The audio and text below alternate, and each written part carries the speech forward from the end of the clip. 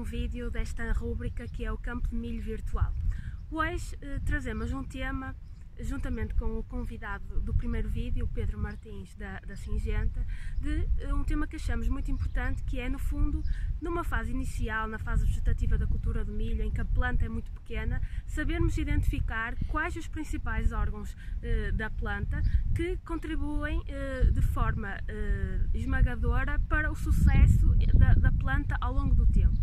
E para isso, o nosso convidado, mais uma vez, é o Pedro Martins, que nos explicará de uma forma muito sucinta quais são os órgãos principais da planta de milho numa fase inicial que asseguram todas as funções vitais da planta e que podem, caso não sejam bem desenvolvidos, comprometer os resultados que qualquer produtor deseja com a cultura do milho.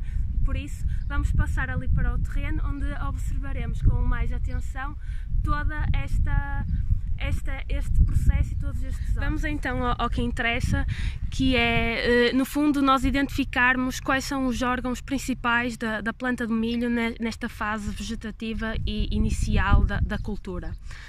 Pedro, queres nos explicar? Bem, antes de começar, só relembrar um pouco aquilo que aprendemos no último vídeo, ou seja, identificar o estado em que esta planta se encontra e se relembram.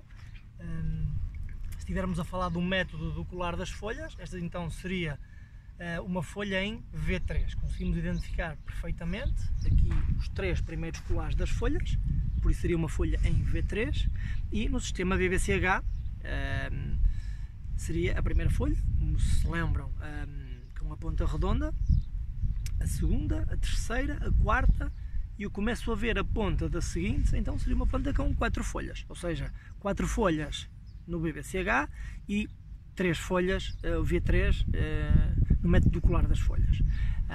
Relativamente aos órgãos da planta, é super interessante. A planta de milho é realmente uma força da natureza.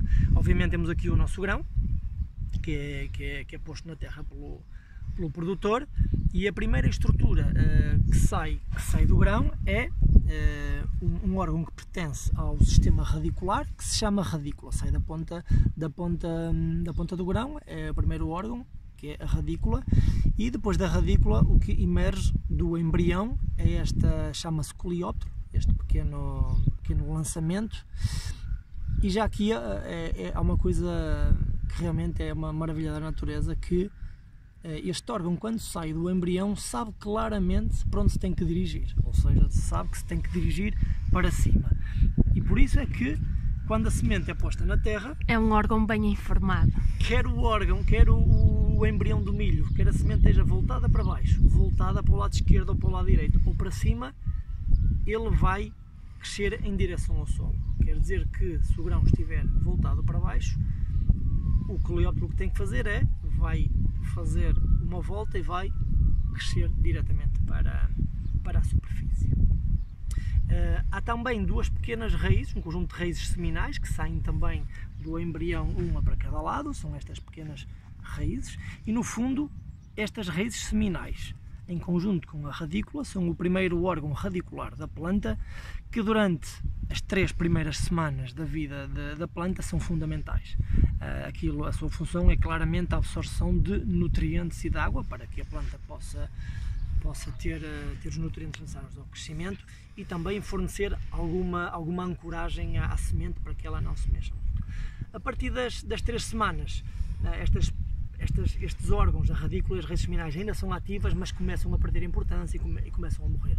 E aí, obviamente, o sistema radicular principal da planta, que são as raízes nodais. Raízes nodais, aqui podemos ver as 4 primeiras, e são, como o nome indica, saem dos nós das plantas. O sistema radicular nodal das plantas cresce pode ir até o 7º nó, podemos ver essas raízes.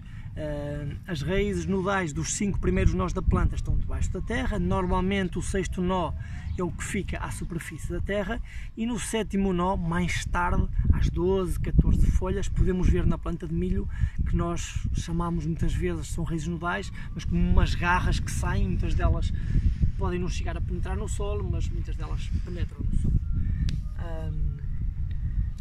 Podemos ver aqui também uma estrutura muito importante, que é o mesocótilo, que faz a união da raiz com o primeiro nó do milho, também conhecido como coroa. Já vamos falar dela porque é realmente um ponto muito importante. E este mesocótilo tem uma função muito importante, ou seja, a semente pode estar semeada a diferentes profundidades, pode estar a 3, como a 6, como a 8 cm, e consoante a profundidade sementeira, o tamanho do mesocótilo vai variar. Ou seja, neste caso, não sei, terá 3 cm de profundidade, vemos um mesocótilo que não é muito grande. Se esta semente estivesse mais profunda, o mesocótilo iria ser maior. Um ponto muito importante é que, como vos disse, o primeiro nó da planta, também conhecido como coroa, qualquer que seja a profundidade sementeira, este primeiro nó vai estar sempre à mesma profundidade. Ou seja, o que vai variar é o tamanho do mesocótilo. Isto porquê? Porque o coleóptilo que sai do embrião, quando sente a luz solar, é o local onde a coroa vai ficar. Estamos a falar de 2,5 cm de profundidade, ou seja, esta coroa, numa profundidade normal, vai estar sempre entre 2 e 2,5 cm. Por isso, qualquer que seja a profundidade de sementeira, o primeiro nó vai sempre estar mais ou menos a 2,5 cm de profundidade. Uma coisa importante é que é a coloração do sistema radicular nesta fase jovem, onde o branco é sinónimo de saudável. Por isso obviamente tivemos aqui o cuidado de estar a lavar a terra que estava nas raízes, mas vem um sistema radicular perfeitamente saudável, branco, e nesta fase devemos ter em conta, sempre que vemos pequenas lesões necróticas pretas, devemos nos perguntar o que é que terá acontecido, alguma praga que pode picar, algum fungo que pode ter entrado na planta, porque neste caso não verificamos, porque a raiz está completamente branca e branca é E só uma questão, é normal numa primeira fase, quando nós tiramos, por exemplo, uma planta para vermos como é que está a planta, é normal encontrarmos raízes com algum tipo de anomalia, deficiência no seu desenvolvimento? Como vimos no primeiro vídeo, nesta fase o que temos que fazer é proteger a planta a todo custo, porque há muitas pragas subterrâneas que realmente nos podem fazer dano, mas elas têm que se alimentar também, e o que nós temos que fazer é evitar perder plantas para rentabilizar ao máximo o rendimento. Por isso, tudo o que possamos fazer para proteger esta planta, que realmente é muito, muito débil, das pragas embaixo do solo, é fundamental. E para isso também a nutrição do solo deve estar assegurada? Obviamente, as plantas são como nós, ou seja, se nos alimentarmos em condições, não vamos ter um desenvolvimento também adequado.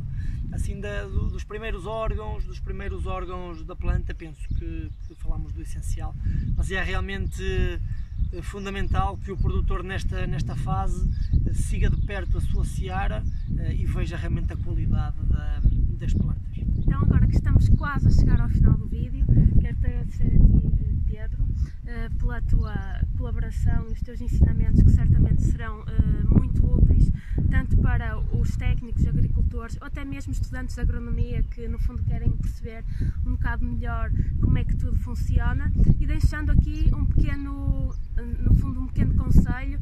Eu sei que para os agricultores esta é uma época de muito trabalho, mas deixo aqui o alerta de que esta é uma época fundamental e que devem tirar pelo menos alguns minutinhos do vosso dia, nem que seja ao final do dia ou então ao início do dia, para no fundo virem ao vosso terreno, visitarem a vossa cultura e no fundo também identificarem algum problema que possa no fundo comprometer a cultura.